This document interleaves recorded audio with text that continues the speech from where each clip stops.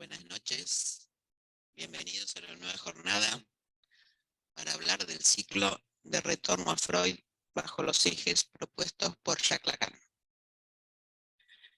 Esto, como dijimos muchas veces, tiene una significación clara. Volver a colocar los conceptos que han permanecido inexplorados, los hallazgos clínicos abandonados, para producir desde los seminarios de Jacques Lacan un verdadero retorno al sentido de la letra freudiana. Jornada dedicada a situar desde los seminarios la relación de objeto y las formaciones del inconsciente, el lugar mismo donde Freud descubrió el deseo en el sueño y mostró su relación a la marca del lenguaje, marca que especifica el inconsciente y descentra nuestra concepción del sujeto. Las formaciones del inconsciente y los objetos nos muestran las leyes donde se articula la cadena significante, la metáfora, la metonimia, para ubicar ese poco de sentido que se manifiesta en su fundamento.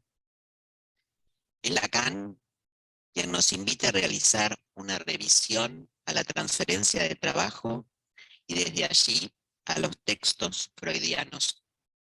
Transferencia es el nudo central de nuestra experiencia psicoanalítica y que él reformuló con un nuevo concepto, el deseo de analista. Ese deseo de analista que deja un lugar vacante para dar lugar al deseo del gran otro. Desde estos conceptos partimos para ubicar los diferentes espacios en la escuela. Dispositivo de lectura, como hoy vamos a escuchar en esta jornada, el dispositivo de cártel, los seminarios y las jornadas, donde cada uno de nosotros en los diferentes tiempos de su formación de analista puede contribuir a esta historia colectiva que es la historia del psicoanálisis. En esta jornada escucharemos a los participantes de los distintos grupos de trabajo que se propusieron apresar la lógica de cada texto, siguiendo las vueltas necesarias para aprender la traza y la marca de cada uno de ellos. Escucharemos que lo trabajado en cada grupo converge en un único escrito que hoy se presenta. Esperamos que esta jornada los invite a participar no solamente de lo conceptualizado en ella, sino también de los distintos dispositivos de lectura para volver a poner en causa el deseo de investigar y recorrer los textos que los maestros nos han legado. Nos han legado que un inmenso patrimonio de conceptos fundamentales para la dirección de la cura. Muchas gracias a todos los que han preparado los textos para hoy y los que hoy escuchamos esta jornada, los que nos escuchan también a través de del Zoom.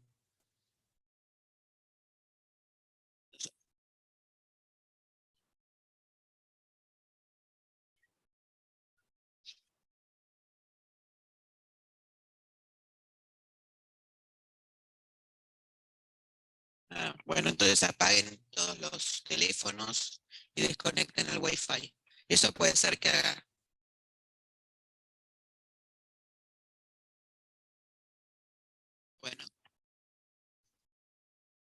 Bueno, esperemos que se pueda escuchar bien los textos que van a presentar.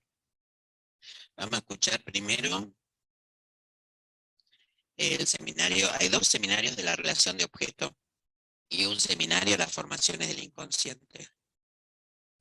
Así que primero vamos a escuchar que tomaron como texto freudiano en la relación de objeto de 1956-57 de Lacan, 3 ensayos de teoría sexual de 1905, y están Adriana Calafate, Patricia Fernández, Paula Lumborg y Susana Tononi. ¿Quién lee?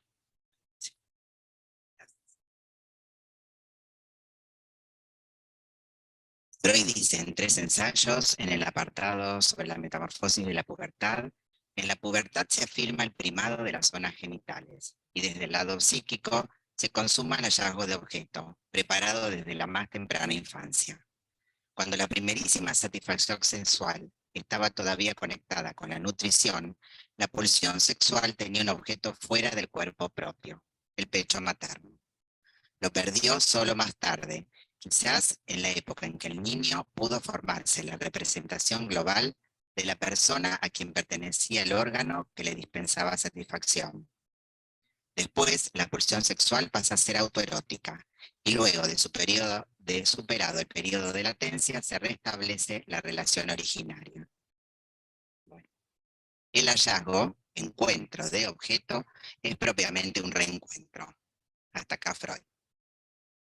Lacan retoma este concepto de que el objeto se presenta de entrada en una búsqueda del objeto perdido, siempre vuelto a encontrar, implicado de por sí en una búsqueda, opuesto a la noción de sujeto autónomo. Hay una discordancia esencial del objeto recobrado con respecto al objeto buscado. Esta es la noción de tres ensayos donde se introduce la primera dialéctica de la teoría de la sexualidad. Hay, durante el periodo de latencia, conservación del objeto en la memoria, sin saberlo el sujeto, es decir, transmisión significante. Luego, este objeto resultará discordante, tendrá un papel perturbador en toda relación de objeto ulterior del sujeto. Toda la dialéctica del desarrollo individual, así como la de un análisis, giran alrededor de un objeto principal, el falo. Cuanto más nos aproximamos a la realización de la relación dual, más aparece este objeto imaginario. La noción de relación de objeto es imposible entenderla si no se introduce al falo como un elemento tercero. La noción de la falta del objeto tiene un carácter central y es el motor de la relación del sujeto con el mundo. Lacan dice falta del objeto y no objeto, porque si nos situamos con respecto al objeto, ¿cuál es el objeto que falta? Él distingue así tres categorías de la falta: castración, frustración y privación.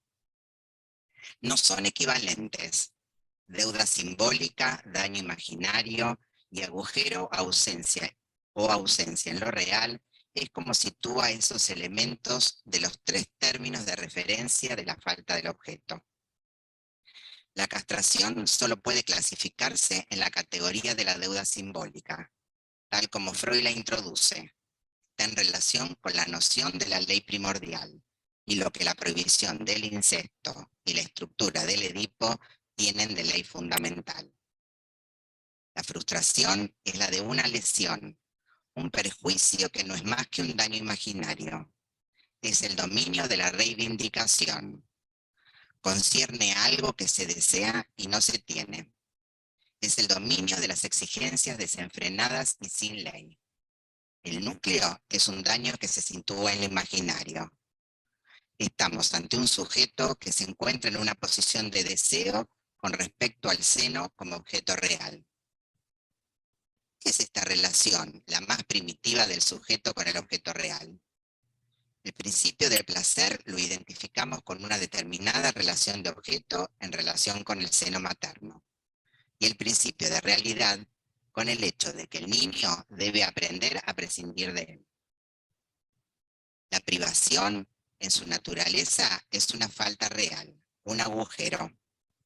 Si hay que referirse a ella, es porque el falicismo, o sea, la exigencia de falo, es, como dice Freud, el punto fundamental de todo el juego imaginario en la progresión del conflicto descrita en el análisis del sujeto. Falta, objeto y agente no son del mismo nivel en estas categorías. Lo que falta en la castración constituida por la deuda simbólica, ese algo que sanciona la ley y le da su soporte y su inverso, el castigo, no es un objeto real. El objeto es imaginario y es el falo. El objeto de la frustración es real, por muy imaginaria que ésta sea. El objeto de la privación es simbólico y ninguna otra cosa. El agente de la frustración es la madre simbólica. Es algo distinto que el objeto primitivo. no aparece desde el inicio, sino a partir de esos primeros juegos que consisten en tomar un objeto perfectamente indiferente en sí mismo y sin ninguna clase de valor biológico.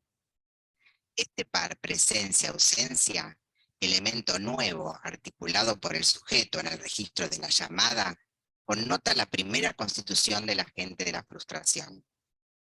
La llamada al objeto materno se produce propiamente cuando se halla ausente, y cuando está presente es rechazado en el mismo registro de la llamada mediante una vocalización.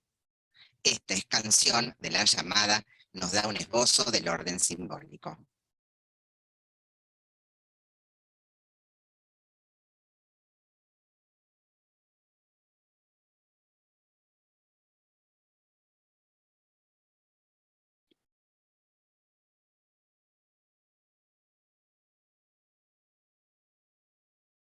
Hola, una pregunta a las personas que están por el Zoom. ¿Se escuchó bien la lectura de este primer seminario? ¿Quién puede contestar? Hola, hola.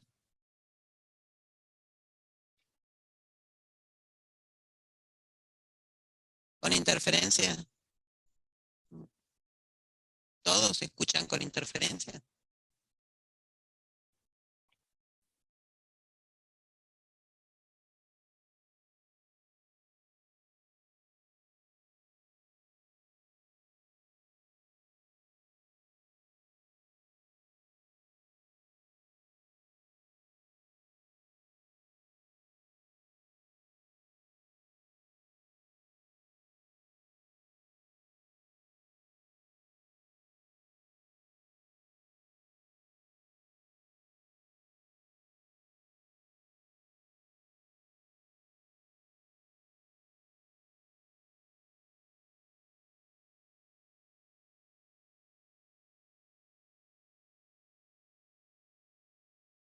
¿Cómo se puede escuchar?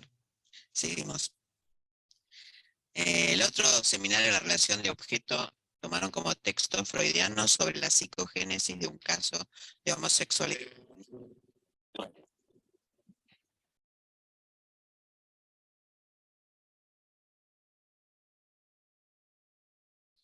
Hola, hola, a ver, vuelo. Em, Sobre la psicogénesis de un caso de homosexualidad femenina de 1920. Están aquí Alejandra Veronda Estrada, Facundo Camps, Valeria García, Silvia Novela, Jocelyn Pisano, Gladys Ugacio, Florencia Valle. ¿Quién lee?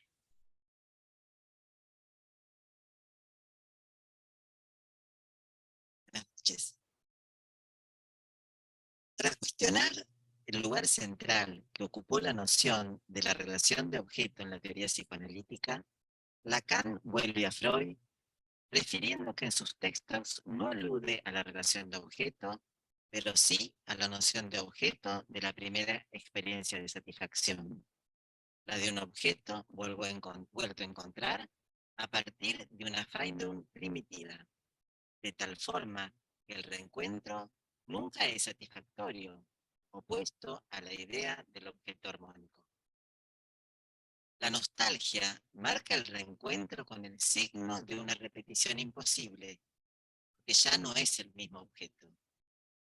Lacan plantea que en la experiencia analítica hay tres formas de falta de objeto: frustración, privación y castración.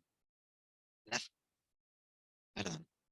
La frustración está vinculada a experiencias preedípicas que preparan la vertiente hacia la que el complejo habrá de inclinarse en dirección atípica o heterotípica. Hay un perjuicio, un daño en el plano imaginario, y el objeto en cuestión es real. La privación es una falta real, un agujero, y el objeto es simbólico. La castración está esencialmente vinculado con un orden simbólico instituido, una falta fundamental, situada como deuda simbólica. Freud la introdujo coordinada con la noción de la ley primordial, de la prohibición del incesto y la estructura del Edipo. El objeto es imaginario, el falo. Lacan advierte que es esencial situar los tres niveles de la falta cada vez que se produce una crisis. Freud dice que en el mundo de los objetos hay uno con una función paradójicamente decisiva, el falo, y que entre las faltas de objeto esenciales de la mujer está incluido el falo, el cual está vinculado a su relación con el niño. La triada imaginaria, madre, niño, falo, nos interesa en función de que es el preludio a la puesta en juego de la relación simbólica, que solo se produce con la intervención del padre en la dimensión del Edipo y la consecuente decepción fundamental del niño, cuando reconoce no solo que no es el objeto único de la madre, sino que a la madre le interesa el falo y que está privada. Hablando de la falta de objeto, Lacan trae el caso de la joven homosexual de Freud. Dice Freud acerca de este caso de una muchacha de 18 años, de una familia de una elevada posición social, provoca el disgusto de sus padres por la ternura con la que persigue a una dama de la sociedad 10 años mayor que ella, de la que los padres aseveran no es más que una cocotte. Un día, el padre se topó por la calle con su hija en compañía de aquella dama. Le dirigió una mirada colérica, tras lo cual la muchacha escapó y se precipitó por encima de un muro a las vías del ferrocarril. La muchacha había atravesado sus años infantiles con la actitud normal del complejo de Edipo femenino. La desilusión por el nacimiento de un hijo tardío de la madre ocurre cuando la muchacha se encontraba en la fase de refrescamiento del complejo de Edipo. Se le hizo consciente el deseo de tener un hijo varón, no siéndole permitido saber conscientemente que fuera hijo del padre y la réplica de él. Como el hijo lo recibió a la competidora odiada en lo inconsciente, la madre, amargada, dio la espalda al padre y al varón en general. Desestimó su feminidad y procuró otra colocación para su líbido. Lacan plantea que la situación que presenta este caso es excepcional y se aclara al hacer intervenir de la forma adecuada las categorías de la falta de objeto. Dice que se trata de una perversión de constitución tardía en lo imaginario, que se expresa entre líneas en lo que él llama metonimia, dar a entender algo hablando de otra cosa muy distinta. En el momento de la pubertad, hacia los 13 o 14 años, la joven homosexual adora a un objeto, a un niño que cuida, con quien está unida por vínculos afectivos. El deseo del pene es sustituido imaginariamente en la niña por el hijo que va a recibir del padre, constituyéndose como madre imaginaria de un niño real en este caso.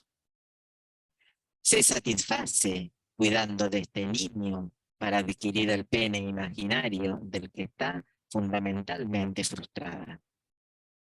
Hasta allí se muestra bien orientada en la dirección que esperan, la vocación típica de la mujer, la maternidad. En el plano de esta relación imaginaria, ocurre la introducción de una acción real del padre.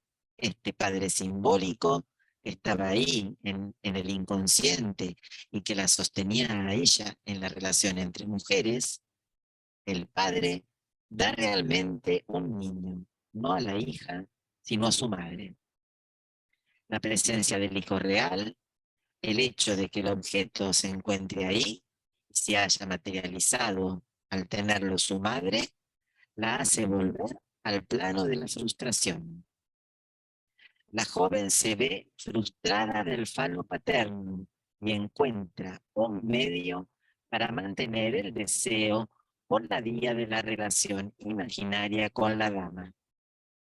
La relación con el padre, situada hasta entonces en el orden simbólico, por medio de una inversión pasa a una relación imaginaria. Hay una proyección de la fórmula inconsciente en una relación perversa, entre comillas, una relación imaginaria, o sea, su relación con la dama. Lo más importante es que lo que se desea en la mujer amada está más allá de ella. Es lo que le falta, el objeto primordial cuyo equivalente iba a encontrar el sujeto en el hijo como sustituto imaginario, el falo. La joven se identifica con el padre, se convierte en el padre imaginario y desempeña su papel. Se queda con su pene y se aferra al objeto que no tiene y que deberá dárselo. En el momento en que el padre real interviene para manifestarle su ira, intervención sancionada por la dama, quien la rechaza y no la quiere ver más, la joven homosexual se queda sin recursos. El objeto se ha perdido y la nada en que se basó para demostrar al padre cómo se puede amar ya no tiene razón de ser. Entonces se suicida. Según Freud, esto tiene otro sentido, el de la pérdida definitiva del objeto.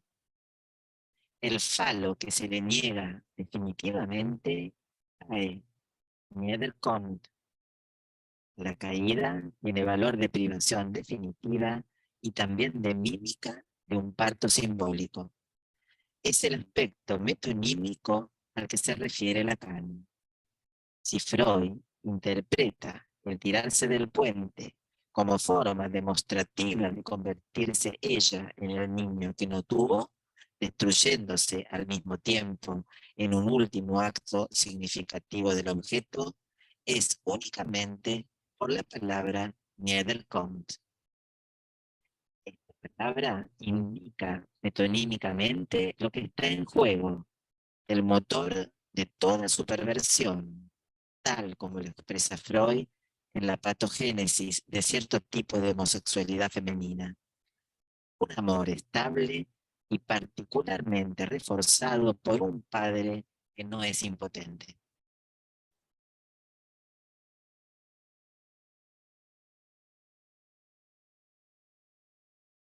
Bueno, por último, vamos a escuchar el seminario 5, Las formaciones del inconsciente, 1957-58, y el texto freudiano que toman es El sepultamiento del complejo de Edipo de 1924. ¿Escuchan? Los integrantes son Nahuel Berro, Juan Chesa, Miriana del Bene, Constanza Pierucci, Jocelyn Pisano y Francisco Ríos. ¿Quién lee? Según Freud, el complejo de Edipo revela cada vez más su significación como fenómeno central del período sexual de la primera infancia. Después cae sepultado. Sucumbe a la represión y es seguido por el período de latencia. El Edipo se va al fundamento a raíz de las dolorosas desilusiones acontecidas. La niñita, que quiere considerarse la amada predilecta del padre, forzosamente tendrá que vivenciar alguna seria reprimenda de parte de él y se verá arrojada de los cielos. El varoncito, que considera a la madre como su propiedad, hace la experiencia de que ella le quita amor y cuidados para entregárselos a un recién nacido. Y la reflexión acrisola el valor de estos influjos, destacando el carácter inevitable de tales experiencias penosas, antagónicas al contenido del complejo. Así, el complejo de Edipo se iría al fundamento a raíz de su fracaso como resultado de su imposibilidad interna. Las investiduras de objeto son resignadas y sustituidas por identificación. La autoridad del padre o de ambos progenitores, introyectada en el yo, forma ahí el núcleo del superyo, que toma prestada del padre su severidad, perpetuando la prohibición del incesto. Las aspiraciones libidinosas pertenecientes al complejo de Edipo son en parte desexualizadas y sublimadas, lo cual probablemente acontezca con toda transposición en identificación.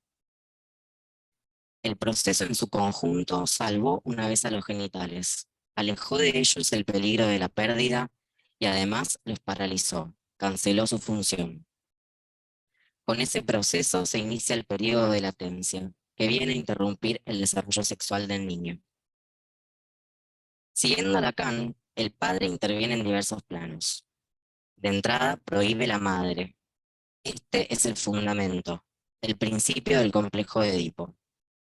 Ahí es donde el padre está vinculado con la ley primordial de la interdicción del incesto. Es el padre el encargado de representar esta interdicción mediante toda su presencia. Y es por sus efectos en el inconsciente cómo lleva a cabo la interdicción de la madre. Lacan toma la explicación que da Freud en el artículo referido sobre la identificación terminal que constituye la solución edípica. El sujeto se identifica con el padre en la medida en que lo ama y encuentra la solución terminal del Edipo en un compromiso entre la represión amnésica y la adquisición de aquel término ideal gracias al cual se convierte en el padre. Ahora bien, ¿qué es el padre? Es todo lo que quiera, dice Lacan. Es una sombra, un banquero, es todo lo que debe ser. ¿Lo es o no lo es? Toda la cuestión es saber lo que es en el complejo de Edipo. Ahí el padre no es un objeto real, aunque debe intervenir como objeto real para dar cuerpo a la castración. Si no es un objeto real, ¿qué es? El padre es el padre simbólico. Es esto, una metáfora. Si no es en este nivel donde buscamos las carencias paternas, no las encontraremos en ninguna otra parte. Aquí está el único mecanismo de la intervención del padre en el complejo de Edipo. Su función es la de ser un significante que sustituye el primer significante introducido en la simbolización, el significante materno. El padre es, en el gran otro, el significante que representa la existencia del lugar de la cadena significante como ley.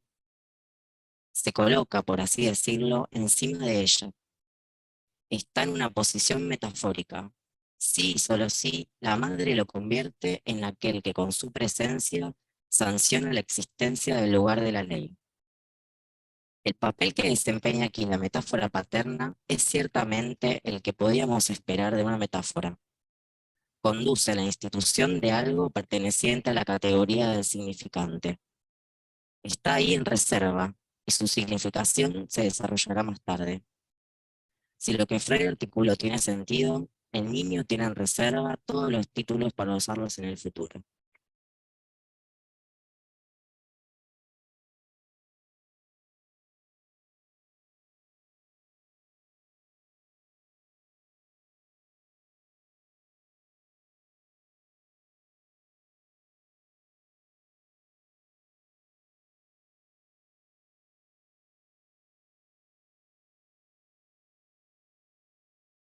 Comencemos con el seminario 4. Fueron dos textos diferentes. Uno, tres ensayos de teoría sexual y el otro, la homosexualidad femenina.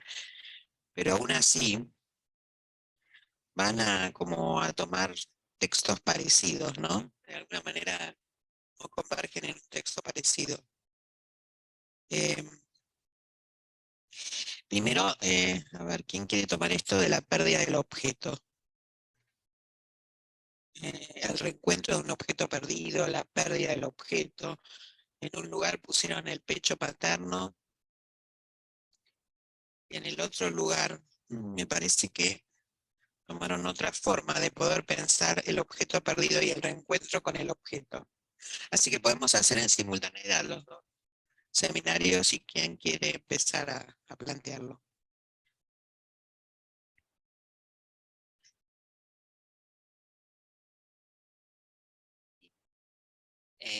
Bueno, nosotros retomamos esto, ¿no? que insiste en Freud, que es el reencuentro del objeto, ¿no?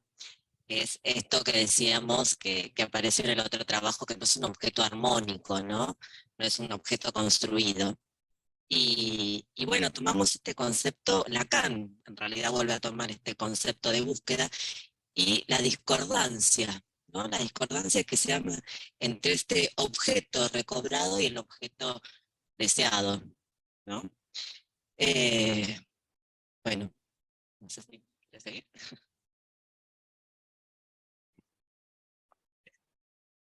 Y bueno, Dale. hola, ¿qué tal? Buenas noches. Bueno, gracias por estar aquí. Eh, bueno, yo voy a hablar del otro seminario, del otro eh, eh, grupo que tuvimos, el trabajo que al comienzo, lo que fuimos ubicando es que Lacan, el contexto en el que Lacan trae este seminario, es para cuestionar la relación de objeto, que hasta ese momento era un núcleo principal de trabajo en la clínica, tomando como primordial la relación al otro. Y lo que Lacan va ubicando acá es, una de las cuestiones que trae es que Freud no habla de la relación de objetos, pero sí habla del objeto, pero del objeto como objeto perdido en la primera experiencia de satisfacción.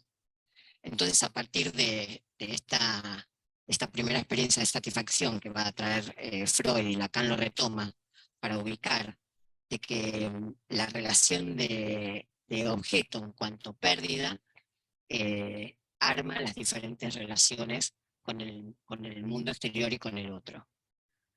Y lo va a decir que es una instancia, que no se trata de la relación al otro, que sería imaginaria, sino que es una relación topológica. Por eso va a traer el esquema lambda para ubicar el plano imaginario y el simbólico. En este punto retomamos, porque nosotros ya veníamos avanzado con el seminario, y retomamos eh, el primer tiempo del seminario, porque después Lacan va a hacerte una distinción entre el objeto fetiche eh, y el objeto en la fobia. Eh, y va a traer a la joven homosexual para ubicar las crisis que pueden suceder en, en los diferentes estadios eh, en relación a la sexualidad. Bueno, hasta ahí es lo que fuimos en un comienzo trabajando. Bueno, perdón, buenas noches, que cuando leí no saludé. Se ve que estaba un poco nerviosa y ni siquiera saludé. Eh, en realidad, bueno, retomo un poquito lo que decía Valeria respecto de qué contexto, ¿no? Surge el tema de la falta del objeto y el objeto perdido. Él cuestiona, digamos, para dónde había ido el psicoanálisis y las intervenciones de los psicoanalistas en relación a considerar, como decían ambos trabajos, ¿no? La idea de un sujeto autónomo, genital, la idea de un objeto, este, había que lograr la poca distancia al objeto. Decía que más se valoraba, por ejemplo, en un caso que el paciente había llegado a oler al analista, decía, ¿no? Había que achicar esa distancia que había quedado como trastornada en algún obstáculo durante la maduración del sujeto, digamos. Por eso él trae, hay algo, él lo dice así, no hay, ¿cómo es que dice? No hay hilo, ¿cómo decía? No, no va con la aguja, digamos, ¿no? El hilo no va con la aguja necesariamente. Claro, el horror consiste en pensar que el hilo va con la aguja, que la chica va con el chico y viceversa. Entonces retoma el texto de Freud, de tres ensayos. Hay un pequeño apartado que se llama El hallazgo del objeto, que es donde trabaja justamente esto, y donde habla de un objeto perdido, digamos, por estructura, digámoslo así, de algún modo, ¿no? Que, como decía Vale, que se relaciona con la vivencia de satisfacción. Así que me parece que desde ahí él plantea como una línea absolutamente diferente para entender al sujeto y para entender las intervenciones analíticas en relación a eso, ¿no? Eh, Hola, buenas noches. Eh, releyendo y tratando de pensar un poco, ¿no? Digo, para abrir acá con ustedes, fui a 3 ensayos de Freud al principio, al prólogo, y ahí Freud, lo primero, o sea, lo que dice al principio es que si la sexualidad fuera, o sea, si fuera tan, no digo como esto que decimos, no digo, el chico con la chica, el hilo con la aguja, él va ahí, toma la metáfora de Aristófanes, no digo, esto es lo ideal, de que si fuera así, él se pregunta, ¿por qué hay varones? Porque hay 3 ensayos, comienza pensando en la inversión, ¿no? Él va a tomar, o sea, va a repasar todos los textos que hasta ese momento había de sexualidad, porque ahí lo que lo interrogaba era la sexualidad infantil, lo que quería construir. Entonces él dice, bueno, si fuera así tan ideal como lo de Aristófanes, porque hay varones, o sea, hombres que les gustan los hombres, mujeres que les gustan las mujeres, entonces, bueno, entonces empieza a partir de ese punto, empieza a interrogar y busca, ¿no? Y empieza a buscar la bibliografía y arma todo esto que la verdad que es una maravilla. Y nosotros tomamos el punto de, o sea, de la puerta porque es, y entiendo que por eso dice rehallazgo, ¿no? Digo, porque ahí, o sea, cuando uno busca, ¿no? En esto, que es lo que buscan con el deseo, es lo que se va armando y ahí va o sea, se reencuentra con este objeto, pues eso que pudo armar, ¿no? Digo, con el deseo de la sexualidad infantil.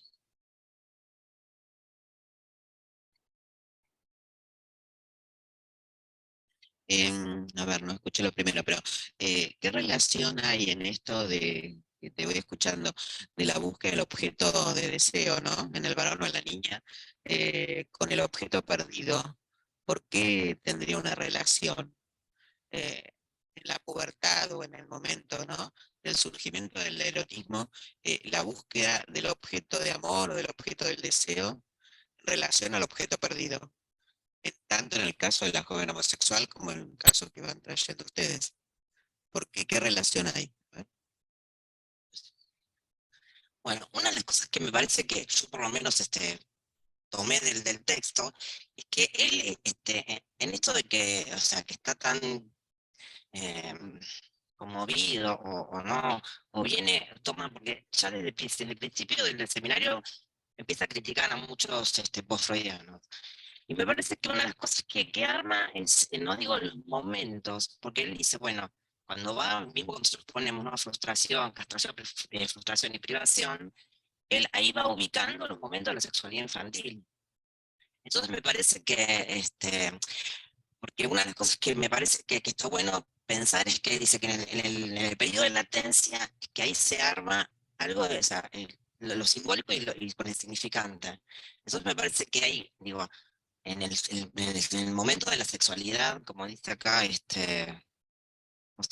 una madurez normal o la genitalidad, bueno, se rehallazga, hay un rehallazgo del objeto con los significantes o con eso que quedó de la historia, ¿no? De la sexualidad infantil. A mí me parece que va por eso.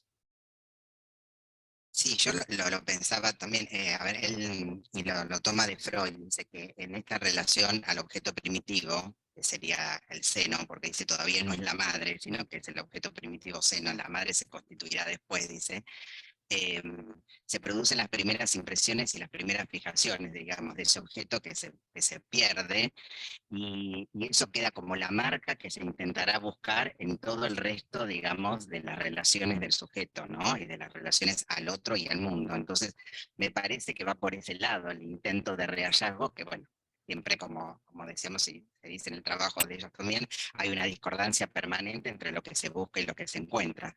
Por eso da el causa o el puntapié para la repetición, ¿no? Imposible, dice Lacan acá en el seminario 4, es una repetición imposible porque nunca se va a encontrar lo que se busca. Me parece, yo lo entendería desde ese lugar. Posible, pero necesaria para la búsqueda del objeto. O sea, es una imposible en el sentido que no se va a reencontrar nunca el objeto perdido, porque está perdido, bueno, acá no está, pero lo vemos en el seminario que estoy dando, ¿no? De la ética, queda debajo de la represión primaria. O sea que de alguna manera es un objeto que nunca se va a reencontrar, pero sí permite el movimiento del deseo. O sea, la repetición no es imposible, la repetición es el movimiento en la búsqueda del objeto del deseo. Lo que es imposible es el reencuentro con el objeto perdido. No sé cómo lo piensan ustedes.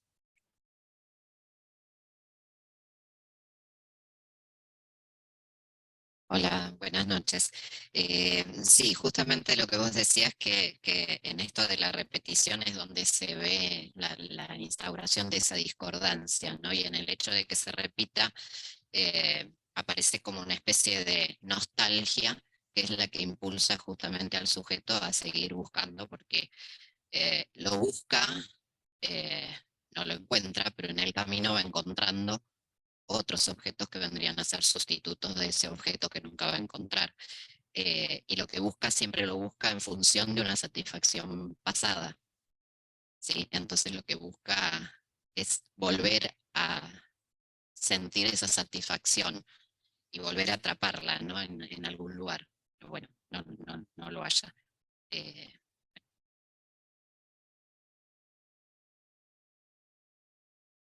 En eso. En un momento, en una de las clases anteriores, vos hablaste de la nostalgia del neurótico. Digo, ¿se referiría a esta nostalgia de ese objeto que no se vuelve a encontrar, pero que se está en permanente búsqueda? Sí, es insatisfecho porque queda la insatisfacción o la imposibilidad en las dos neurosis. Una sería la neurosis histérica, que daría la insatisfacción permanente, porque no se lograría esa satisfacción perdida, y la otra la imposibilidad por la dimensión de demasiado goce, demasiada satisfacción obtenida con el objeto inicial. Pero bueno, vayamos ahora a las tres categorías, porque este cambio que después retoma acá en otros seminarios con respecto a la castración freudiana, ¿no? Freud entendía la castración, concepto, y Lacan desde los tres registros, real, simbólico, imaginario, los dos tomaron esto, da una posibilidad muy importante de poder pensar la frustración, la privación y la castración como tres categorías de la falta de objeto, que no sería solamente castración entonces, ¿no? O sea, ahí hay un cambio fundamental para poder pensar las categorías desde los tres registros. A ver, ¿quién quiere? Porque todos lo han tomado. Volver a considerarlo, ¿no? Acá, ¿alguien? ¿Alguien? bueno, es difícil, pero de alguna manera después se va aclarando. Él va a tomar las tres categorías de la falta de objeto, eh, va a colocar la falta de objetos, las tres faltas de objetos en cada categoría, en los diferentes registros. Y el agente, o sea, quien produce la acción, por supuesto, ya supone allí de que hay un sujeto que la está padeciendo. Entonces, él va a ir a tomar a la privación, que va a decir que está dentro del registro real, pero el objeto es simbólico. Sí. Bueno, esto es un término que lo toma de Jones, en realidad, y está en relación a la privación materna, ¿no? A la ausencia de pene ya en la madre. O sea, desde ese lugar lo toman. Entonces va a decir que como en lo real no falta nada, hay una acción simbólica, ¿no? Que arma allí esta categoría, digamos. Yo, yo lo terminé no sé si lo terminé de captar, pero me dio un poquito más de vuelta, releyendo otra vez, porque él aclara: la privación no es del sujeto, es en lo real. El sujeto solo da cuenta, o digamos, cómo le llega al sujeto la privación, es lo que decía Vale recién, ¿no? Sino a través de la simbolización de la falta. Lo real no le falta nada, como dice la acá, está pegado a la suela de los zapatos, por más que lo desordenemos es lo real. Solo con la instauración de lo simbólico podemos pensar ahí en una falta, ¿no? Vuelve a dar el ejemplo de la biblioteca, que lo toma en otros textos. Digo, eh, que en la biblioteca dice, en algún escrito creo que lo dice por primera vez, ¿no? en la biblioteca nos falta, en la realidad no falta ningún libro, hay una serie de libros que están puestos, uno podría pensar que al azar o con algún orden, pero el orden siempre es simbólico. Si quitamos un libro, veo la falta según el índice que hay en la, era algo así, bueno, lo volví a leer, lo que recuerdo, hay un índice respecto de cómo están ordenados los libros. Bueno, en tal lugar falta un libro porque hay un orden que es simbólico. Pero si yo miro la biblioteca, no falta nada en sí mismo. Digo, yo lo entendí un poco desde este lugar, digamos, es real, pero no está en el sujeto de la privación, solo se da cuenta de esto, digamos, cuando hay un orden simbólico que interviene sobre eso. Por eso dice la mujer, lo real no está privada de nada, solo porque fallece. Por eso dice que es fundamental pensar en el falicismo, porque si no tenemos el falicismo como el concepto fundamental que organiza la sexualidad, la privación no tendría, digamos, ningún valor ni ningún peso. Es porque está en relación al falo que la mujer se siente privada, ¿no? No sé si... Yo lo uní, perdón, esto lo uní a la premisa universal del falo, ¿sí? O sea que porque existe esa premisa, ¿no? Es que, o sea, el todos tienen, que en algún momento se puede pensar que entonces alguien, la mujer, no lo tiene porque lo perdió. Es lo que se va a permitir como simbolizar algo y que después haya una castración de un objeto imaginario que se perdió. O sea, porque existe la simbolización, después va a existir lo imaginario que se construye sobre ese simbólico previo, ¿no? Porque existe un vacío, un lugar en el que simbólicamente tendría que estar, como explicó ella, el tema de la biblioteca, ¿no? O sea, el libro que falta, pero ¿por qué falta? Porque suponemos que ese libro tenía que estar en ese lugar, y si no está en ese lugar, aunque esté corrido 2 lugares, ¿sí? Es como que está faltando. Entonces, esa construcción pareciera como que Lacan la toma acá haciendo como eh, que fuera un objeto simbólico, cuando en realidad después sabemos que no es un objeto el falo simbólico, ¿no? Eh, sí, eso significa, está bien. Claro. Pero acá lo toma como objeto, está bien, es decir. eh, pero esto de que lo perdió es una teoría infantil, la teoría de los niños, no es que sucedió esto. No, por eso, pero porque existe esa teoría, ¿sí? Que permite simbolizar después la ausencia. Me parece que es al revés. Me parece porque está la ausencia de la privación, donde no existe nada, con lo real, no falta nada porque no hay nada. No es que tuvo el pene y lo perdió. Esa es la teoría que diría el niño cuando ve a los otros niños que tienen pene, entonces dice, bueno, entonces la niñita lo perdió. Es una teoría para dar cuenta de la falta, pero la privación es previa, inclusive como decían recién, no es del sujeto, es del objeto, porque esas son las categorías de la falta de objeto. El sujeto se constituye luego. O sea que el sujeto no es el que constituye las categorías. Después dice que es la madre, ¿no? La que está privada. La que está privada fundamentalmente es la madre, sí, el lugar de la mujer, como la llama después, o la madre. O sea que la privación es esa falta en lo real, que es difícil de imaginarizar que haya una falta en lo real, ¿no? Perdón, porque dice que está antes. Por eso sobre eso tiene que venir lo simbólico. ¿No? Digo, porque ve que falta, entonces digo, ahí puede este, simbolizar que hay una falta.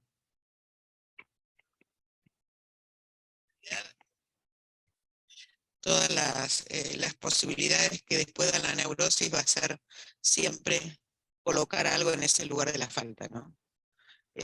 O sea que esa falta es constitutiva para la neurosis, como recién me preguntaban si claro, es constitutiva para la neurosis, esa privación, y después se van a constituir sobre eso las estructuras de las neurosis. Vayamos a la otra, la frustración, que también es muy importante porque la clínica psicoanalítica no se enfrenta permanentemente a la categoría de la frustración en los sujetos. A ver, ¿la consideran?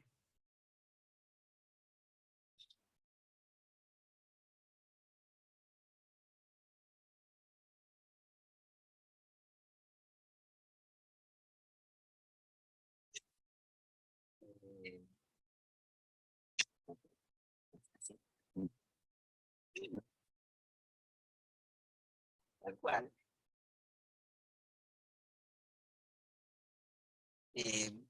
Bueno, no, charlábamos, ¿no? Veíamos con el grupo cómo la joven homosexual se encuentra de pronto frustrada, ¿no? Este pasaje, ¿no? Que hace de la posición simbólica del papá a la posición imaginaria, ¿no? Eh, Como, bueno, la esperanza de tener la ilusión de recibir el falo, ¿no? De esta ilusión edípica, eh, digamos que es lo que dice Lacan y bueno, y dice Freud, que la viene manteniendo en una posición de un desarrollo normal, ¿no? De lo esperado para la mujer, ¿no? Eh, pero que luego se queda sin esa ilusión, ¿no? Sin esa promesa, ¿no? Al aparecer en lo real el niño, ¿no? Y bueno, entonces esta queda frustradísima, queda la frustración ahí tremenda, ¿no? Bueno, Lacan toma el punto de la frustración, él le da una vuelta, él dice que la joven homosexual vuelve a la frustración, como si fuese un momento. Él va a tomar el punto de la frustración para hablar de una de las categorías de la falta, donde dice que la frustración es un daño imaginario, ¿no? Y el objeto es real, eh, toma un punto y la madre es simbólica, porque ese primer momento de la frustración es donde se constituye el gran otro como simbólico. Pero él dice que aparece una transformación, esa primera frustración la llama frustración de goce, y aparece una transformación de alguna manera es en ese ir y venir de la madre, en el Fordá, digamos, en ese ir y venir de la madre, que es quien la que puede o no dar, hay una transformación, que la madre se transforma en real, ¿sí? Y el objeto en simbólico. Y ahí es donde se constituye el don de amor. ¿Sí? Entonces no es un objeto el que se da, sino es el signo. O sea, que ahí queda una marca, un signo que es el don, que es de alguna manera lo que va a tomar Lacan para el punto de la joven homosexual en relación al falo. En esa espera que queda ¿por qué dice que es una perversión tardía? Porque hasta el momento eh, la niña esperaba, ¿no? En el Edipo, un hijo del padre, y cuando aparece un objeto real, o sea, el niño como un objeto real, eh, ahí lo que se le arma, se trastocan todos los registros, y lo que tiene que aparecer en lo simbólico, aparece en lo real. Eh, por eso dice que vuelve como al punto de la frustración, a un plano imaginario. Bueno, en este punto. esto que traía nosotros lo veíamos con, bueno, con esto que la madre aparece y desaparece, ¿no? Todo el tiempo, y o decíamos obligaba, ¿no? Como pusimos en el trabajo al niño a hacer una llamada, ¿no? Una llamada, ¿no? En esta dialéctica, ¿no? Con una madre que luego tiene que caer, que un poco se ve en la joven homosexual, ¿no? Y es ahí donde aparece, se convierte en potencia, dice Lacan, ¿no? Y bueno, es ¿no? Es este pasaje de lo real a lo simbólico, en este ir y venir. Él dice que la frustración, digamos, da cuenta, pensaba, bueno, por lo que ustedes contaban esto de que vuelve a la frustración, ¿no? Porque pone la frustración específicamente en la relación madre-niño. Dice que ahí se instaura, digamos, la categoría de la frustración. Trabaja bastante porque justamente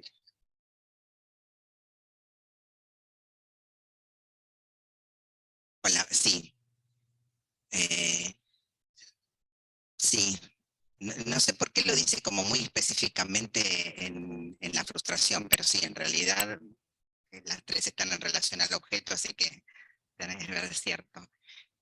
Claro, el objeto perdido. No, me quedé pensando en esto que traía Valeria también, ¿no? En cuando la madre, porque dice, ¿qué pasa? ¿Qué pasa si ese otro no responde a la llamada del niño, ¿no? Y ahí está lo que decía Paula recién, que la madre se habla de la omnipotencia materna.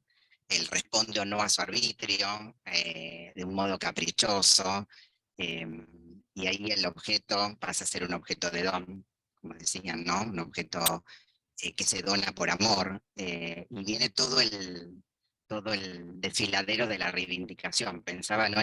Por lo que vos preguntabas en el análisis, ¿no? De la queja y el reclamo permanente reivindicatorio de lo que me deberían haber dado y no me dieron, de lo que el otro me desilusiona en lo que no me da y le pido, ¿no? Digo, como que es un punto bastante importante trabajar en el análisis porque surge que quizás yo pensaba, que no lo tengo para nada claro, cómo hacer, ¿no? En la escucha para distinguir estos tres niveles de la falta del objeto, ¿no? Porque él justamente trae lo de la frustración porque dice que los postfreudianos se centraron ahí en la relación de objeto y en el concepto de frustración y olvidaron castración y bueno, no pensaron en privación. Digo, bueno, ¿cómo hacer para escuchar estos tres modos del objeto en categorías y en registros distintos, que no sé si es tan sencillo? Eh, Eh, Pensaba en esto que van planteando. Lo que pasa es que los post-freudianos se quedaron en la frustración porque es lo que el sujeto expresa permanentemente, como bien decís.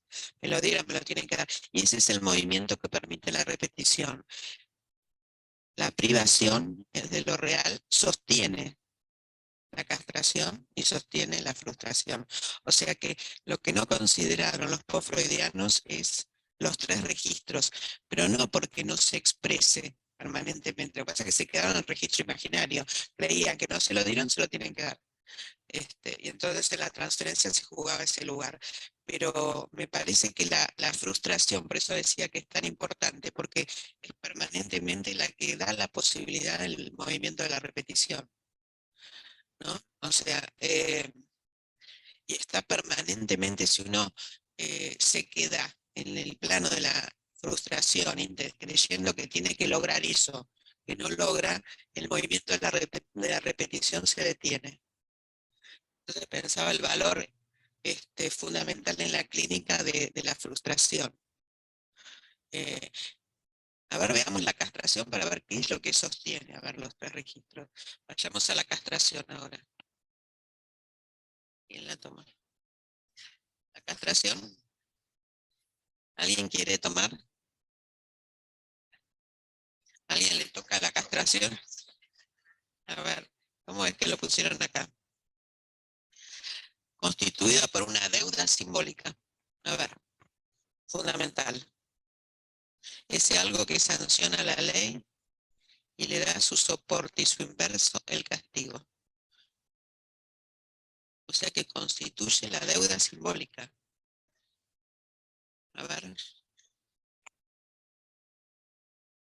Bueno, la castración, o sea, está relacionada a la deuda simbólica justamente porque el complejo de Edipo contiene la noción de la ley. Entonces, en el caso de la joven homosexual que nosotros traemos, en algún momento nosotros nombramos esto de que el padre estaba instituido ahí en lo inconsciente y que la sostenía en esta relación simbólica con el padre. Entonces, se podría pensar, bueno, que la joven homosexual estaría castrada, y como a partir de este desencadenante, de esta crisis con la introducción de la acción real del padre, se alteran los registros y pasaría a una relación imaginaria con el padre. Pero bueno, sí, esto no que la sostenía, eh, había un orden simbólico instituido, y eso la sostenía ella, esta presencia paterna, previo a la crisis, la sostenía una promesa también edípica, que a partir de la crisis se altera.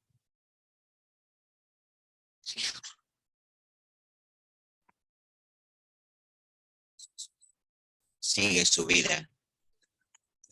Sí, es su vida y realmente tiene un lugar importante luego. Porque, ¿eh? Claro, porque el puentecito ese que dice el ferrocarril, era un ferrocarril que no funcionaba. Lo dice entre comillas, claro. Claro, claro, porque es un, o sea, es un acto ahí, pero no termina de hacer el acto realmente del suicidio, ¿no? Es una, es un lugar de presentación, como hace la perversión siempre, ¿no? Claro, la presentación ahí en una escena, pero bueno, es un lugar donde no se hubiera podido matar nunca. Este, claro, claro, claro. No, eso para corregir, pero sí, tiene que ver con el lugar que ocupa el padre en la deuda simbólica. No, pensaba que, bueno, sí, como decían, está en relación a la deuda simbólica, la prohibición del incesto. Pensaba que es la operatoria, por decirlo de alguna manera, que desaloja al niño, digamos, del lugar de falo imaginario, porque está en relación, ese es el objeto de la castración, el falo imaginario, desaloja al niño del lugar de falo imaginario de esa madre, y priva a la madre de ese lugar, de ese falo también. Dice, ahí el niño advierte, dice, que no solamente la madre mira más allá de él, digamos, que él siempre dice hay una discordancia entre el niño real y el falo, que sería para la madre, y a su vez advierte que la madre es deseante más allá de él, es decir, que hay algo que le falta. Bueno, eso se me ocurre en principio.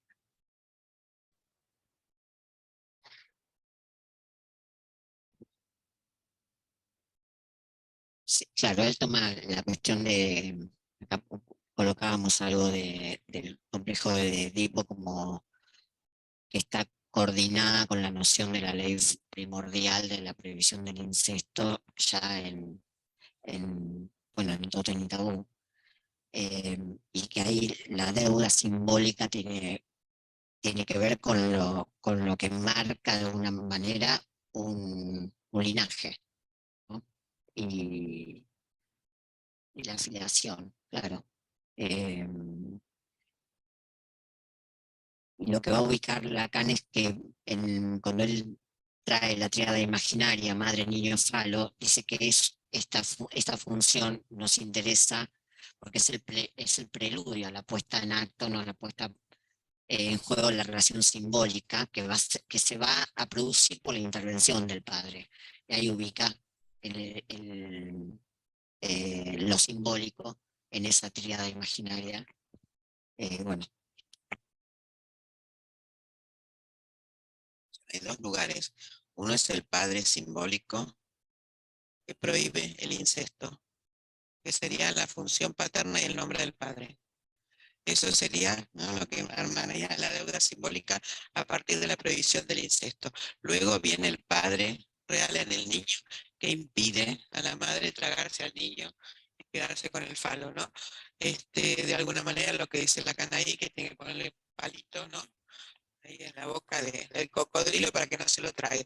Entonces digo, son dos lugares del padre. Uno, la función como nombre del padre para lograr la prohibición al incesto, y otro es el padre que interviene luego privando a la madre de ese niño.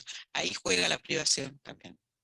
O sea, cuando los freudianos se quedaban con el registro imaginario solamente, como decían antes, me parece que se olvidan de este juego entre el padre simbólico, la relación con el otro, del objeto perdido, y ahí el juego que se va a dar en la repetición de volver a querer encontrar la satisfacción perdida y no la encuentra nunca. O sea, es un juego difícil de pensar, pero que en la clínica está permanentemente en juego, ¿no? O sea, ¿cómo diferenciar? No es que se diferencia, es que uno sostiene al otro. O sea, si está el movimiento de la prohibición del incesto, tenemos una neurosis, si no, no la tenemos. Esa es fundamental. Y ahí yo lo pensaba, pero dudaba. Cuando dijeron lo de la topología, pensando en ese grafiquito que es madre, falo, niño, porque ahí él dice que el falo sería como un punto en el medio, ¿no? Que es como que sostiene esa estructura. Parecía como que la deuda simbólica sería, ¿no? Ese padre que tiene que entrar ahí para poner, ¿no? Digo, para sacar al niño para que la madre, ¿no? Se lo trague. Eso también me hacía pensar, porque Es ese objeto imaginario, dice acá, o el significante de la falta, o el significante simbólico de la falta, como diferentes formas que lo va nombrando Lacan, siempre es como un significante exterior que permite el juego. Es la exterioridad a lo significante, lo que permite la posibilidad que se dé el juego imaginario, como dicen ustedes, niño, falo, madre, y el padre ahí prohibiendo esa unión, permitiéndola al mismo tiempo que después la prohíbe. Las dos cuestiones, permite y prohíbe. ¿Recuerdan el ejemplo allá? Ese cuadro que lo vimos 500 veces, ¿no?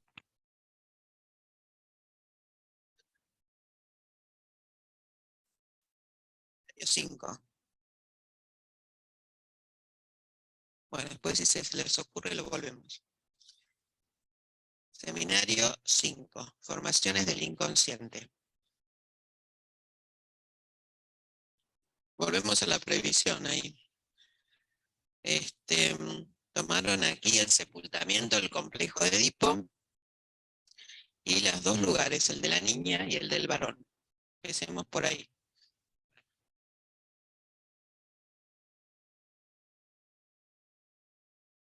¿Qué tal? Buenas noches a todos. Sí, arrancamos vamos a hacer esta articulación entre el texto de Freud y esta parte del seminario de Lacan, que nos costó mucho.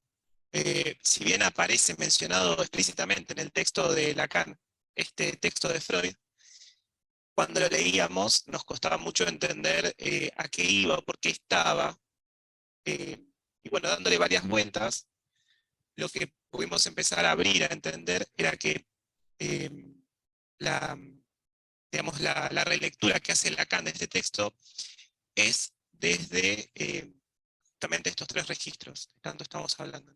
Y eso permite separar de lo netamente biográfico, por así decir, de la historia, del cuento, que tal vez tanto más los profesionales post-freudianos se habían quedado adheridos, y rescata lo más esencial de la función del padre, ¿no? En tanto metáfora, su lugar simbólico.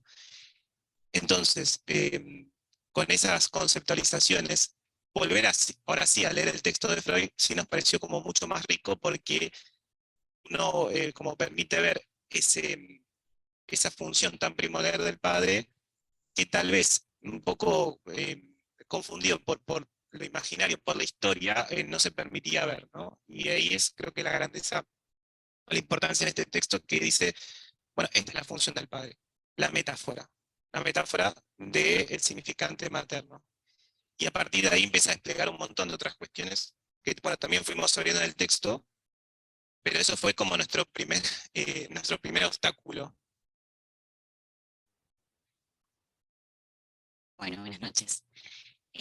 Sí, un poco lo que pensábamos era también para orientar, ahí se escucha, para orientarnos un poco en la lectura bueno, ver qué podíamos seguir, era preguntarnos por qué trae también o trae este texto freudiano en este seminario, que es el de las formaciones del inconsciente. En un comienzo, creo que el comienzo de la clase, justo que habla de la metáfora, menciona que quiere hablar de cuestiones de estructura en este seminario, y por eso va al complejo de Edipo. Entonces, bueno, también era un poco pensar en eso, qué texto traer, ¿no? Para hablar de esto. Y bueno, fue el sepultamiento, para ir justamente a la cuestión del Edipo y del lugar y la función del padre, ¿no? Que lo que dice acá Lacan es, bueno, lo importante es la función que tiene el padre en el complejo. Y ahí lo menciona como padre simbólico, el padre simbólico y la metáfora paterna. Bueno, un poco para pensar también desde la estructura, porque algo que él menciona al comienzo es esto, bueno, va la psicosis, va Schreber, Bueno, un poco por ahí tomamos ese texto arrancando de ese lugar. Psicosis ayer para mostrar que no está. Claro, La que metáfora ahí no, paterna no. y el padre simbólico no Exacto. existe. Sí, no nos centramos mucho en la diferencia entre el niño y la niña porque nos quedamos muy prendidos de pensar qué significa que un significante reemplaza otro significante. Em, sí, como tomamos esto de que dice que como la salida del Edipo para la niña sería más fácil, por la cuestión de lo que hace el declive, que es esa identificación de la que habla Lacan en este texto. También nos costaba entender por qué en este seminario hablaba de esto, digo, las formaciones del inconsciente. Decimos, dijiste algo al principio, Marga, que decías que algo de la articulación, que ahí traía en estas clases, que es todo el apartado de la lógica de la castración, algo en relación al más allá. O sea, que hay un error de pensar que lo que se articula está más allá, sino que lo que está más allá es lo que se articula, es lo que está articulado. Em, bueno, ¿Así? no, ni idea, eso dicen. Por eso le dije entre comillas, porque dudamos. Perdón, esa fue la pregunta y el chiste que también salió en un momento cuando lo leíamos, pues decíamos dónde es más fácil o más simple, pero es lo que quizás en esto lo seguíamos de, es más fácil la salida porque dice Lacan, bueno, sabe a dónde lo va a buscar, ¿no? En el padre, en cambio para el varón es distinto. ¿No? Va a donde está, a quien lo tiene, pero en eso nada más, la simpleza, después el resto.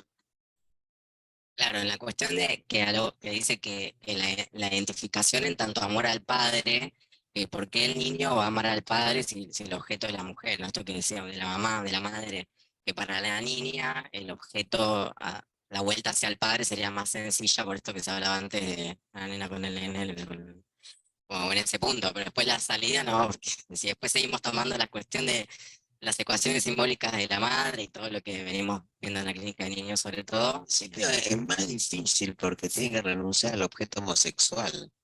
O sea, si el primer objeto de amor, como decíamos antes, el objeto perdido es el lugar de la madre, el primer objeto para los dos es la madre. El varón tiene un objeto heterosexual, con lo cual va a la heterosexualidad, sigue el camino, ¿no? De la heterosexualidad. La mujer tiene que transgredir la prohibición a la homosexualidad, porque el primer objeto es homosexual. Entonces digo, no entiendo por qué dirá, ¿no? Que es más, es más fácil, cuando en realidad tienen que hacer una transgresión bastante difícil allí, para ir al lugar del padre, al pene. Bueno, ya vemos que la histeria no es tan fácil.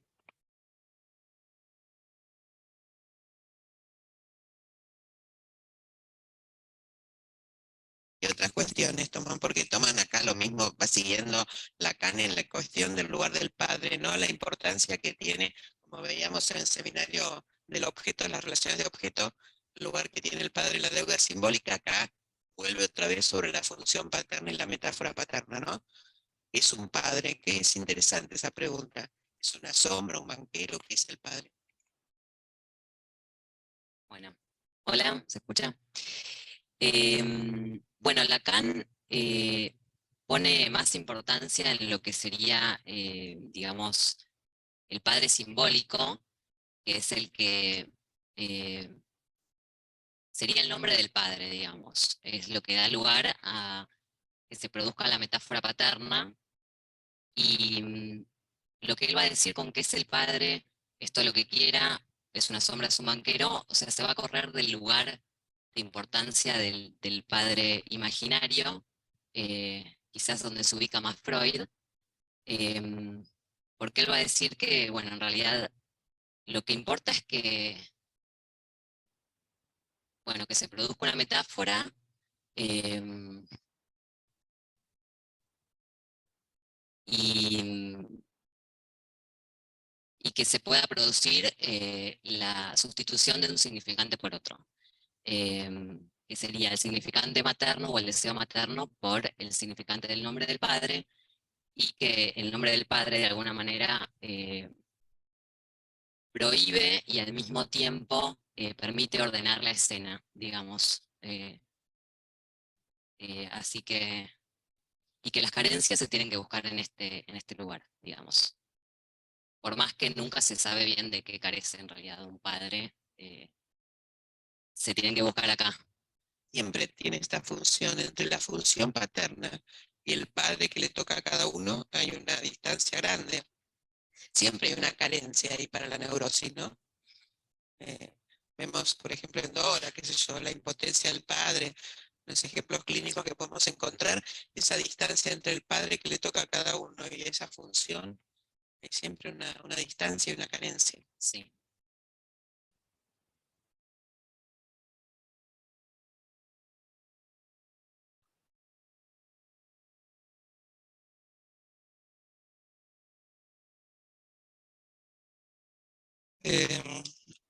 Bueno, retomando, buenas noches. Retomando, Marga, lo que decías recién, esta diferencia, ¿no?, entre el padre simbólico y el padre real, y retomando también lo que traías antes en relación al 4, esa distinción entre el padre simbólico y el padre real, ¿no?, que tiene que decir que tenía que impedir ella a la madre que se traiga al niño. La cadena de este seminario dice, cuando va otra vez a esa distinción, para traer la metáfora paterna, dice, se va a introducir la metáfora paterna para poder ubicar la delicada distinción entre el padre real y el padre simbólico, ¿no? Y una cosa que me preguntaba ahí, porque bueno, presenta, y también el orden que lo pusimos acá, ¿no?, presenta, digamos, hace continúa, digamos, con el desarrollo de Freud, diciendo, bueno, que el padre ahí interviene, pero entra y dice que interviene en diversos planos. Bueno, que obliga a la madre, y ahí está la ley primordial. Dice que ahí interviene con toda su presencia, bueno, iremos explicando lo que decíamos antes del padre real. Y después cuando se pregunta eso, ¿qué es el padre? Dice, bueno, que otra vez, que no es un objeto real, y lo que decía antes Constanza, bueno, que es después en ese nivel, el padre simbólico, donde tenemos que buscar las carencias. Ahora, la cuestión es que esta cuestión que trae en un principio de la ley primordial, después lo que va a decir, o sea, que esa ley, situada en el gran otro como sede, dice, del significante, del nombre del Padre, es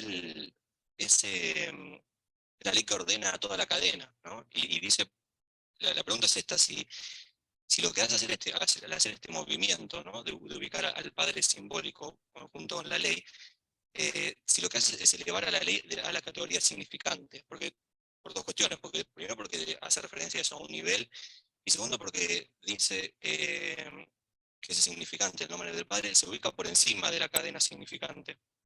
Entonces pregunta eso, si lo que hace al proponer esto, además de decir esto, ¿no?, que no es solo el Padre real,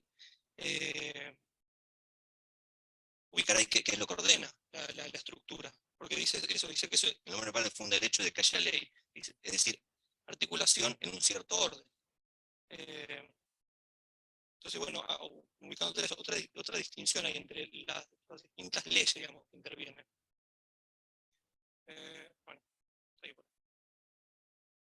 Hola, buenas noches. Sí, siguiendo un poquito lo que decía Nahuel, de la ley, Lacan traía que había ley, digamos, antes la ley del nombre del padre, la ley, digamos, de la prohibición del incesto, pero una ley caprichosa, y trae esta primera simbolización a través del Fordá, de el sujeto, el primer sujeto, que es el sujeto materno. Y bueno, nada, trae esta cuestión de que atravesando todo lo que es los tres tiempos del Edipo y demás, puede salir, digamos, de esa ley caprichosa que, bueno, vos recién mencionabas, del palo en la boca del cocodrilo, digamos. Entonces le permite, digamos, armar a través de la metáfora, como decía Constanza también, esta otra ley no caprichosa, digamos, porque queda en un lugar, porque al principio Lacan traía esta pregunta no solo por la estructura, sino también por el sujeto, si hay sujeto antes del Edipo.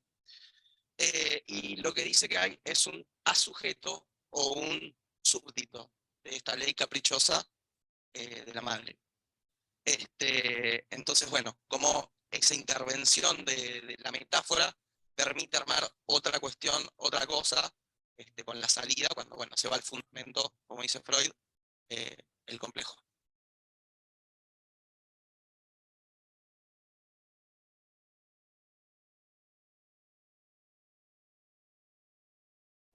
Confuso a veces Lacan, ¿no? Cuando coloca la función.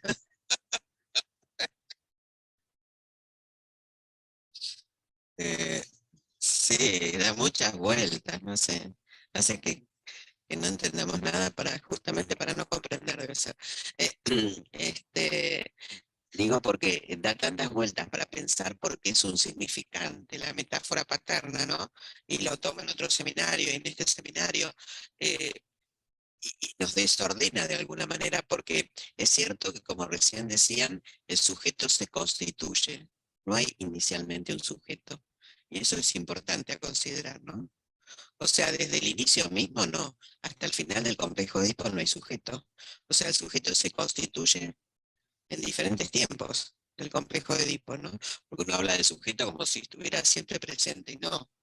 Es una constitución permanente desde el inicio hasta el cierre del Edipo, el sujeto, ¿no? Eh, entonces está la función paterna como nombre del padre, como ley dirigiendo la estructura. Luego está la sustitución y la metáfora de ese deseo caprichoso, arbitrario, materno, una ley donde el padre real interviene. Pero eso es posible porque ya está el significante nombre del padre. En ese sentido digo que a veces en estos textos Lacan nos desorienta a pensar cómo se constituye esa función. Eh, cuando él toma Moisés o el Edipo, ¿no? O Totem y Tabú, nos va mostrando los diferentes momentos en que se constituye la función paterna. Nos dice, bueno, inicialmente con Totem y Tabú y la muerte del padre ahí, muerte del padre, función paterna insignificante, nombre del padre es lo mismo. Y eso está desde el origen para la neurosis. Después está todo ese juego que dice Lacan. Entonces, los post-freudianos se equivocaron y creyeron que primero estaba la madre y luego venía el padre. Entonces, esa ley arbitraria, materna y caprichosa, la colocaban desde el origen, como Melanie Klein decía. Entonces, creo que Lacan, cuando vuelve a colocar la función paterna inicialmente, luego el juego que el padre hace para entrar en la prohibición, se necesita ese padre real para sustituir como metáfora el deseo materno. Pero inicialmente tiene que haber una función, nombre del padre, que constituye la neurosis. Entonces, para poder orientarnos, no sé, ese ejemplo que vimos siempre ahí en ese cuadro que vimos del comienzo, nos orienta a pensar que está la función del padre, luego el juego con el falo, porque acá falta el falo, ¿no? Todavía en este seminario no lo decían en el objeto, acá todavía ustedes no lo nombraron. No aparece el significante fálico, ¿no?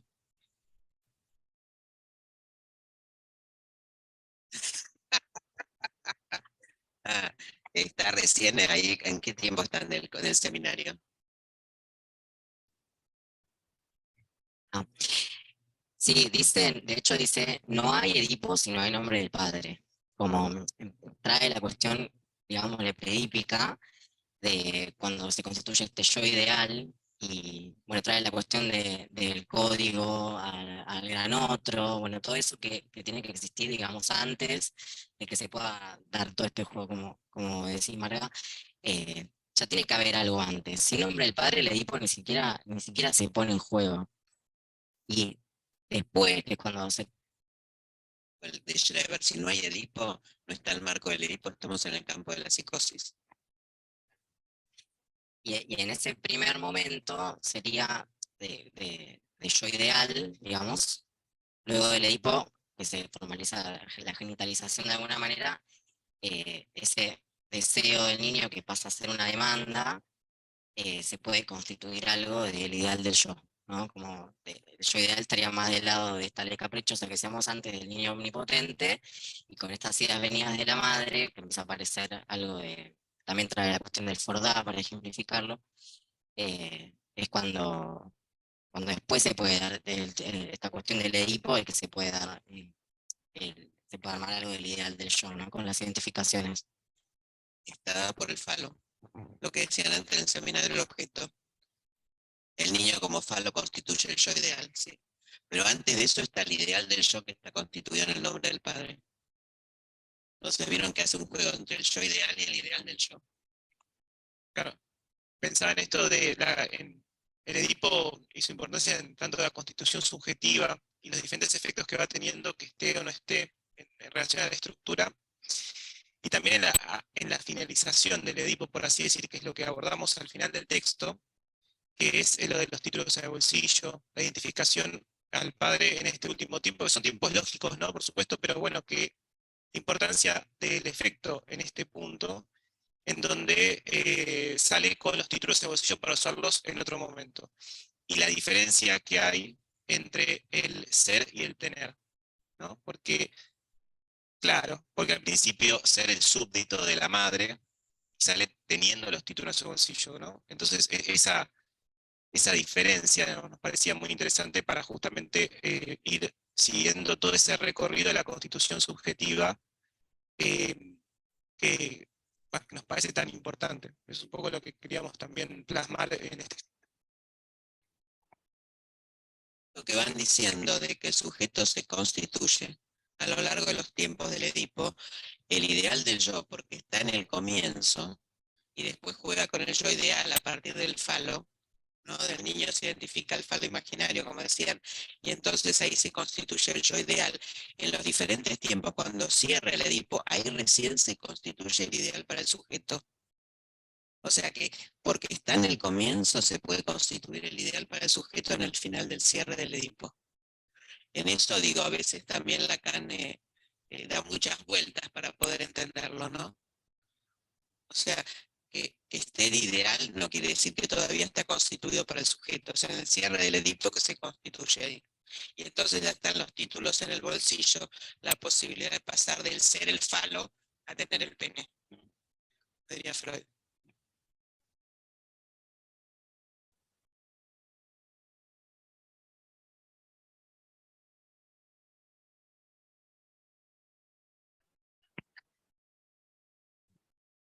No, pensaba cuando decías esto, Marga, del ideal, el ideal, tomando el punto del padre simbólico, la diferencia entre el padre simbólico y el padre real que trabajamos en los diferentes seminarios, pensaba cuando decís el ideal que está primero, pensaba si ese ideal es el ideal del padre para la madre.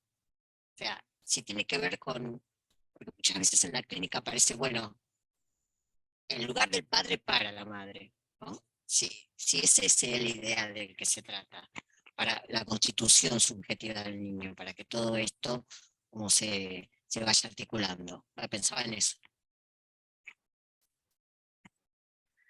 El ideal es el padre de la madre. Yo siempre les digo cuando van interrogando algunos casos en la clínica, hay un cotejo permanente en la clínica entre el ideal del padre, de la madre, con el padre que elige para el niño. Ese cotejo entre, a veces hay, por eso a veces queda degradado el padre del niño queda degradado en función del ideal que para esa madre tiene su propio padre. Entonces es tan importante ahí trabajar y ubicar. A veces nos olvidamos en la clínica trabajar esto, que es el lugar que tiene el padre para la madre. Ese constituye uno de los ideales. Y después está el cotejo entre el padre que elige para ese niño y el padre que recibió ese don, ese ideal de la madre. ¿Cómo? El padre de la madre, sí, el padre de la madre constituye un ideal y se coteja con el padre que elige esta mujer para ser padre de su hijo. Y ahí siempre hay muchos líos. Muchos líos que constituyen las diferentes formas de expresión de las neurosis. ¿Marga? No, me quedé pensando, escuchándolos a ellos y escuchándote a vos, uno podría pensar, no sé, estoy diciendo una barbaridad, el Edipo sería la forma de que eso que está en la estructura se singularice para el sujeto, digo, porque acá muchas veces se pregunta, ¿cómo advierte el niño las cosas que pasan a nivel de la estructura, ¿no? Por ejemplo, esto, digo, el complejo de Edipo sería la forma en que eso se singulariza para ese niño. no sé si está bien formulada la pregunta, pero si se entiende lo que quiero decir. Digo, como esto ya funciona, el niño se advierte de eso que ya funciona. Digo, el Edipo sería ese modo de ir advirtiendo de eso que ya está funcionando en la estructura para la madre, digo, ¿no? En términos acá, me parece que cuando se cierra el Edipo se forma el síntoma y el fantasma. Lo que advierte la estructura es el síntoma y el fantasma, que es lo que se hereda en el final del complejo de Edipo. No es que se advierte, la prohibición al incesto está, por eso hay una neurosis. La neurosis siempre tiene que estar la prohibición del incesto. Luego el deseo es incestuoso, con lo cual siempre se va a la búsqueda del deseo incestuoso. Pero ¿cómo se advierte? Por el síntoma. Por eso insistimos tanto en los casos clínicos que se presentan en la sección clínica, en el tiempo de entrevistas preliminares, cómo está la constitución del síntoma y el fantasma en el inicio mismo de la cura, para poder ubicar ahí cómo advierte el sujeto o el niño o el sujeto de la existencia del Edipo. Pero es por el efecto que se crea en el cierre del Edipo. Por eso nos faltan ahí unos términos que son, que decíamos ahí en este ejemplo, que tenemos acá en la pizarrón, al final está el síntoma y el fantasma, con los mismos significantes que constituyen el síntoma y el fantasma. Entonces, ¿cómo sabe? Y por el síntoma, por eso que recibimos nosotros el síntoma, que tenemos que constituirlo. María, ¿Sí? nosotros tenemos con este apartado en este seminario una duda que no creo que la seguimos teniendo y quizás si la planteamos acá, paso yo un poco. No, de que como está en el seminario sobre las formaciones del inconsciente, la pregunta es si es en tanto las cuestiones del significante que trae, o por qué está acá. Eso nos hizo mucho, porque al principio empieza con toda la cuestión del chiste, hasta ahí veníamos más o menos bien, entendiendo el contexto, pero acá nos costó muchísimo entender por qué trae esta cuestión acá. Digo, escuchando el 4 que también toca mucho las cuestiones del Edipo y este momento constitutivo, ahora lo pienso, quizás es por esto que trae en forma de significante materno, significante paterno, o por qué esto está acá. No, ¿Por qué claro, coloca el significante? no, ¿por qué coloca el Edipo en este seminario de las formaciones del inconsciente? Porque si no está la constitución del sujeto atravesado y en el marco del Edipo, en los diferentes tiempos de constitución subjetiva, no puede haber retorno a lo reprimido. No puede haber formaciones del inconsciente, que es el retorno a lo reprimido. Para que pueda haber retorno a lo reprimido, tiene que estar la represión secundaria, que es el cierre del Edipo. O sea, está la represión primaria, como decíamos, en la constitución de ese primer objeto perdido, que queda bajo la primera represión primaria. En el final del complejo de Edipo se constituye en la represión secundaria. Y ahí recién está el retorno a lo reprimido. Entonces, sin Edipo no hay formaciones del inconsciente. Está bien, podemos pensar que en la psicosis hay sueños, hay fallidos, podemos pensarlo, pero bueno, para que pensarlo los registros de otra manera. Pero el retorno de lo reprimido, que es las formaciones del inconsciente, sueños, chistes, lapsus, ¿no? Recuerdos, son siempre como efecto de la represión. Y sin Edipo no hay represión.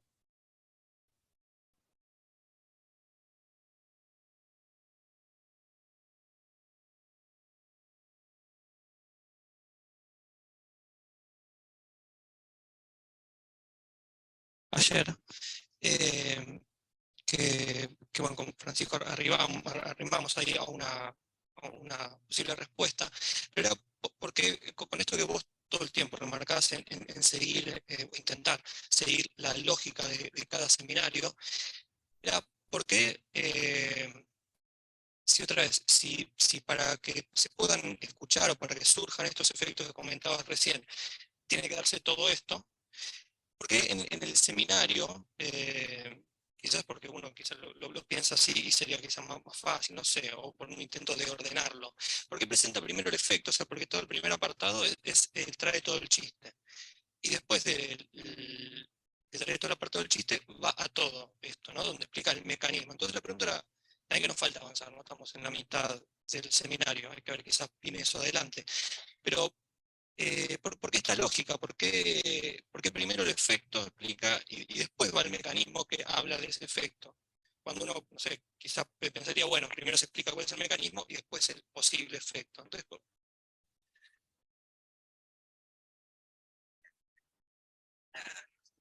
Entramos en la clínica, acá en el clínico, a pesar de ser confuso, es muy clínico.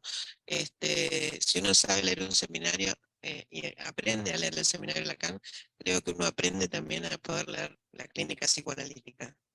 Y nosotros nos encontramos con los efectos. O sea, si tenemos la formación del inconsciente, ya la tenemos ahí. Tenemos un sueño, un lapsus, un chiste, tenemos el efecto, después vemos cómo se constituyó. Nos encontramos con el síntoma, con el fantasma, la formación del inconsciente, con el sueño, con el recuerdo encubridor. Tenemos los efectos. Cuando nosotros recibimos un analizante o uno que viene a consultar inicialmente, nos encontramos con los efectos, no con la estructura. Después tenemos que ubicar cuál es la estructura, pero para llegar a la estructura hay que hacer todo el camino a la inversa. O sea, la clínica psicoanalítica es el camino a la inversa de la estructuración del sujeto. Partimos del síntoma y del fantasma para ir a la estructuración del sujeto. Los tiempos de la repetición recién nos van a dar los modos de satisfacción.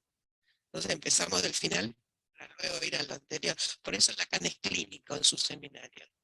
Y por eso insisto en que no nos mezclemos con otros seminarios para aprender a leer la clínica psicoanalítica, que es el texto que está ahí, con los elementos que él nos da. Y eso es muy rico, ¿no? Rico. Y eso es la riqueza que tienen ustedes cuando leen los seminarios, la verdad que está bueno, está muy bueno.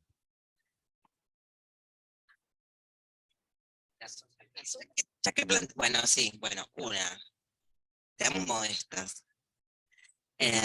Porque también tomando que ellas traen a la joven homosexual, pues cuando nosotros leíamos la parte, porque nosotros también seguimos hasta la mitad del seminario. Y cuando leíamos la parte que él empieza a hablar, ¿no? De la homosexualidad, nosotros teníamos la duda de si en este seminario él toma la homosexualidad como un síntoma. Él dice que, ¿no? Digo, que llega un momento, ¿no? Y pensando en lo que ellos trajeron, que por este mecanismo, por algo, esto que le pasa a esta chica, regresa a la sexualidad infantil o regresa. Digo, si lo piensan como un síntoma a la homosexualidad. Claro, o sea, ¿esto qué le pasa como un síntoma? O sea, los síntomas, o sea, la homosexualidad como síntoma. Si aparece como síntoma. No ubico qué quiere decir síntoma en esta estructura. ¿A qué llama síntoma? Al momento en que produce la caída, cuando hace el intento de suicidio, a la mirada del padre. No sé cómo está dicho síntoma, la verdad que la homosexualidad es una estructura, no lo entiendo como síntoma allí. No sé por qué ustedes lo vieron como síntoma.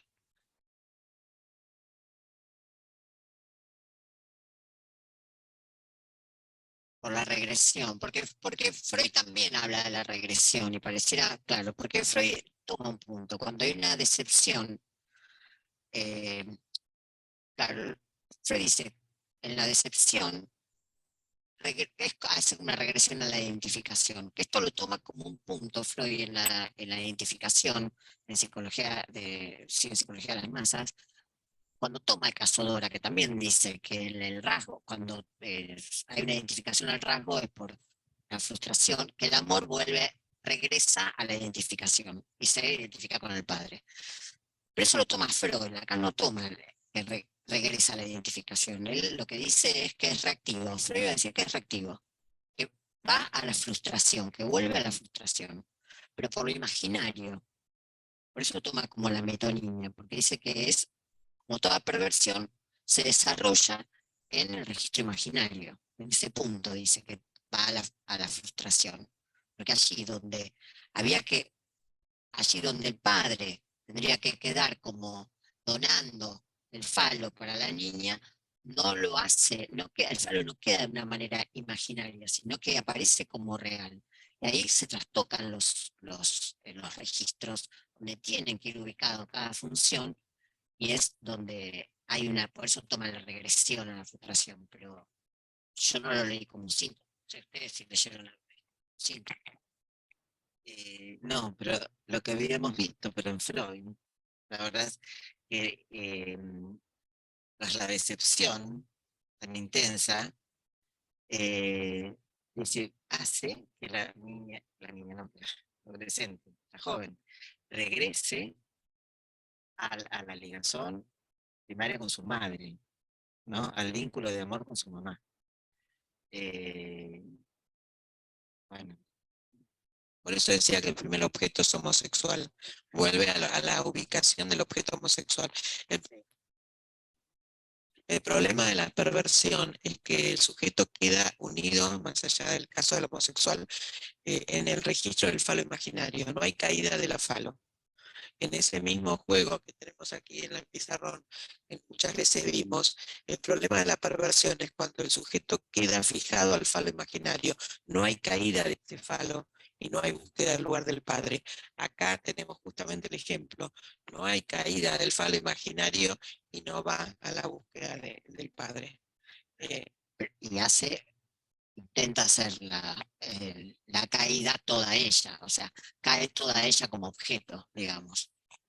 Caída del objeto, Claro. bueno, acá no tenemos la conceptualización del objeto A, pero como no hay caída del objeto, pongamos el objeto fálico acá en este concepto de este seminario, queda en el registro de lo imaginario, no hay caída de ese objeto fálico, y entonces toda ella se produce la caída. Cae como objeto.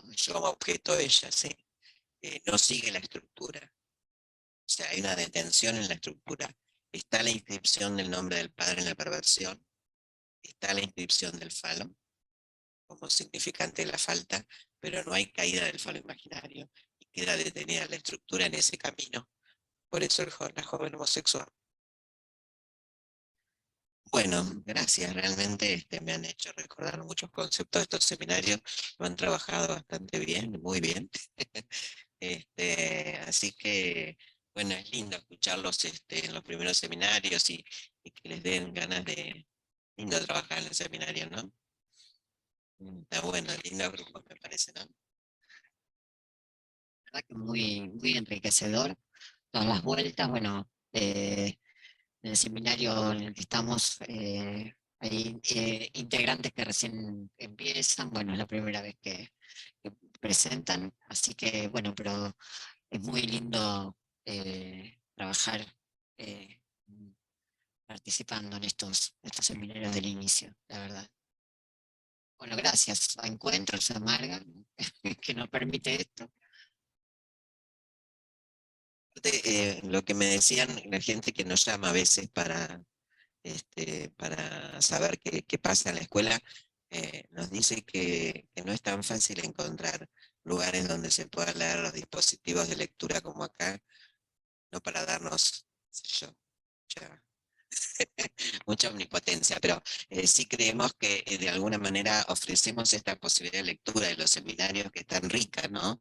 En el retorno a Freud y volver a leer a Lacan y los seminarios, si no parece ser como que siempre quedan como alumnos. Y son los grandes maestros que enseñan y están los alumnos, sino como ustedes que van interrogando los textos de alguna manera y se meten a trabajar y a trabajar cada uno de los textos, así que yo creo que este dispositivo es lindo, por eso decía que invitábamos a otros que pudieran participar porque es una experiencia rica, ¿no? Por lo que escucho. Así que No, quería comentar que nosotros tenemos otra compañera bueno, no le dio muchísima lástima no poder participar, Adriana Calafate, pero bueno, tenía otro compromiso, pero bueno, quería y dijo que iba a tratar de estar presente y si no después iba a verla. Sí, así que bueno, eso también quería comentar. Sí, nosotros también tenemos otra compañera que que se iba a conectar por Zoom, pero bueno, no sé si se conectó. Ah, está, porque le pregunté recién si quería decir algo. No sé, Silvia. Silvia Novela.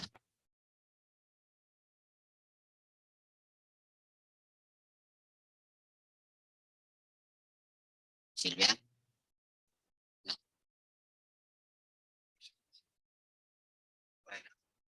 Están bien representados acá. Han trabajado todos, así que, bueno, nos encontramos la próxima jornada y la semana que viene en el seminario. Gracias a todos.